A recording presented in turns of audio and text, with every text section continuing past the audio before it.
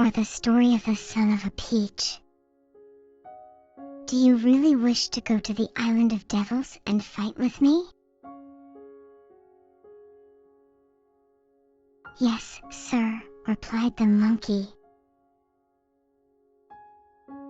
I admire your courage, said Momotaro. Here is a piece of one of my fine rice cakes. Come along.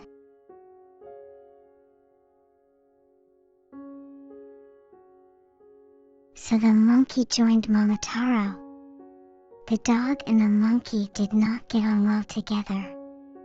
They were always snapping at each other as they went along, and always wanting to have a fight. This made Momotaro very cross, and at last he sent the dog on ahead with a flag and put the monkey behind with a sword, and he placed himself between them with a war fan, which is made of iron.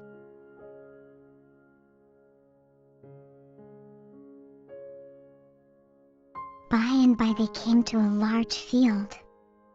Here a bird flew down and alighted on the ground just in front of the little party. It was the most beautiful bird Momotaro had ever seen. On its body were 5 different robes of feathers, and its head was covered with a scarlet cap.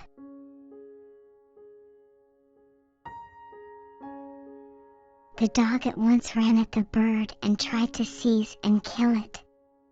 But the bird struck out its spurs and flew at the dog's tail, and the fight went hard with both. Momotaro, as he looked on, could not help admiring the bird. It showed so much spirit in the fight. It would certainly make a good fighter.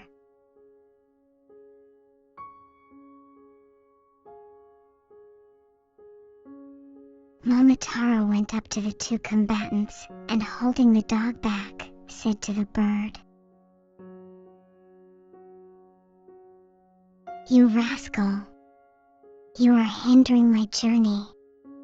Surrender at once, and I will take you with me. If you don't, I will set this dog to bite your head off."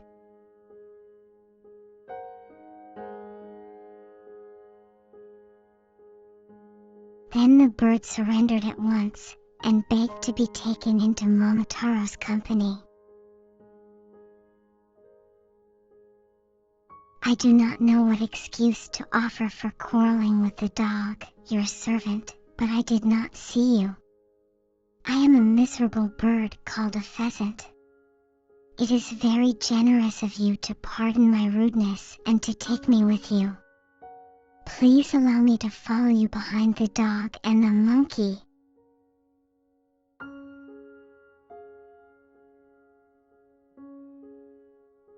"I congratulate you on surrendering so soon," said Momotaro, smiling. "Come and join us in our raid on the devils." "Are you going to take this bird with you also?" asked the dog, interrupting.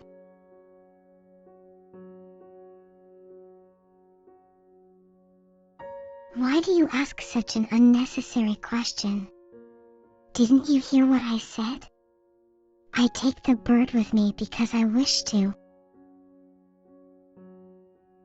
"Humph," said the dog.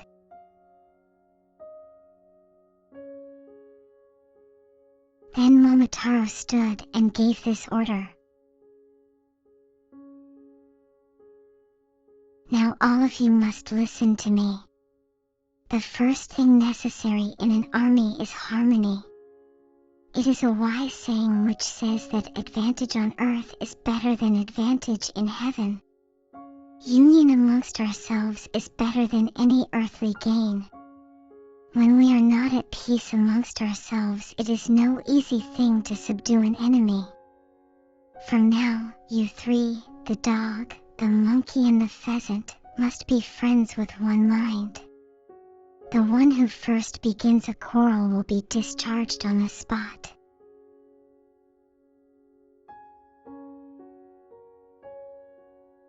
All the 3 promised not to quarrel. The pheasant was now made a member of Momotaro's suite, and received half a cake.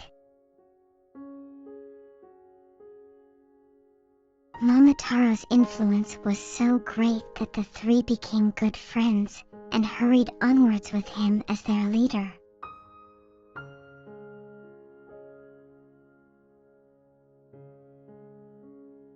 Hurrying on day after day, they at last came out upon the shore of the northeastern sea.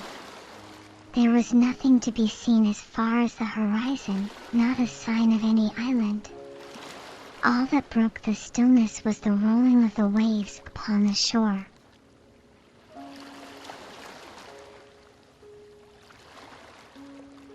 Now, the dog and the monkey and the pheasant had come very bravely all the way through the long valleys and over the hills, but they had never seen the sea before, and for the first time since they set out they were bewildered and gazed at each other in silence. How were they to cross the water and get to the island of devils?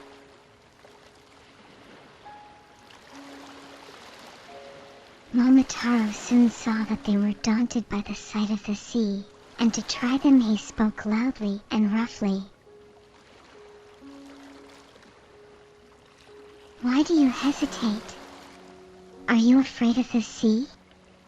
Oh, what cowards you are! It is impossible to take such weak creatures as you with me to fight the demons. It will be far better for me to go alone.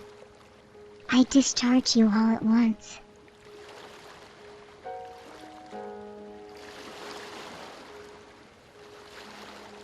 The three animals were taken aback at this sharp reproof, and clung to Momotaro's sleeve, begging him not to send them away. "Please, Momotaro," said the dog.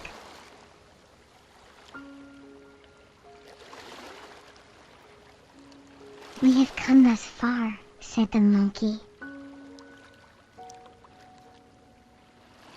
"It is inhuman to leave us here," said the pheasant. "We are not at all afraid of the sea," said the monkey again.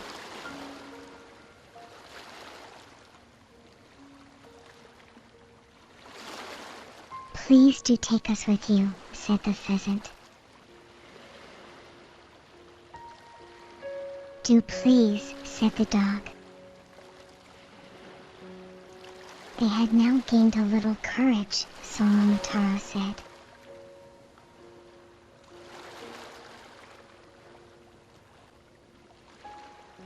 "Well, then, I will take you with me, but be careful."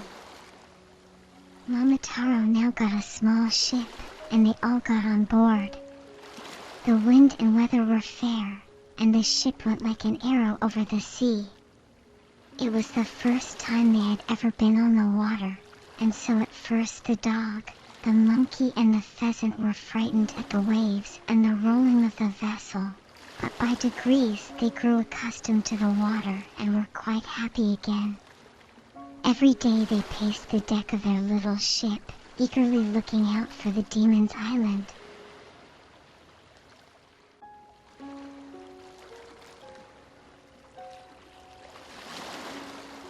When they grew tired of this, they told each other stories of all their exploits of which they were proud, and then played games together, and Momotaro found much to amuse him in listening to the three animals and watching their antics, and in this way he forgot that the way was long and that he was tired of the voyage and of doing nothing.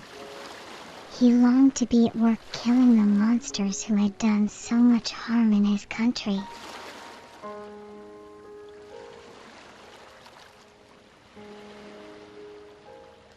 As the wind blew in their favor and they met no storms, the ship made a quick voyage, and one day when the sun was shining brightly, a sight of land rewarded the four watchers at the bow.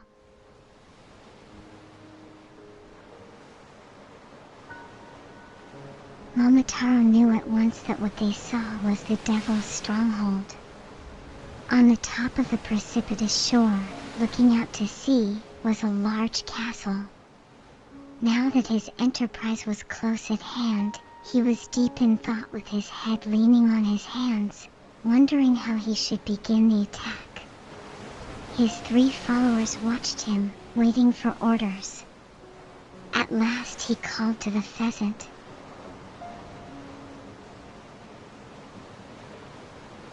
"It is a great advantage for us to have you with us," said Momotaro to the bird, "for you have good wings. Fly at once to the castle and engage the demons to fight. We will follow you."